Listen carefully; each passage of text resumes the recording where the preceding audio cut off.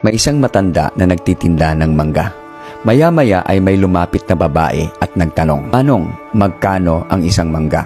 Sabi ng matanda, 10 ang isa. Sabi ng babae, "Bibili ako ng 20, pero ang gusto ko 3 ang isa. Kung di ka papayag, aalis na lang ako." Sumagot ng matanda, "Sige ma'am, bilihin nyo na lang po sa presyong gusto ninyo. Wala pa akong benta sa araw na to." At bumili nga ang babae. Pagkatapos niyang bumili, pumasok ang babae sa sikat na restaurant sa syudad para bumili naman ng kanyang pagkain. At ang tanong niya, "Magkano ang pagkain nyo?"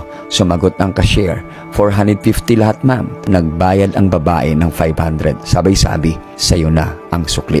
Itong istoryang ito ay normal lang sa mga taong may pera. Pero napaka-unfair naman sa parte ng matanda na nagtitinda. Bakit may ilan sa atin na nagdadamot sa mga taong kailangan ng tulong natin? Pero mapagbigay naman tayo sa mga taong hindi naman kailangan ng tulong. Mga kaibigan, gamitin mo yung pera mo para maayos ang ugali mo. Huwag mong ipakita ang ugali mo para lalong dumami ang pera mo.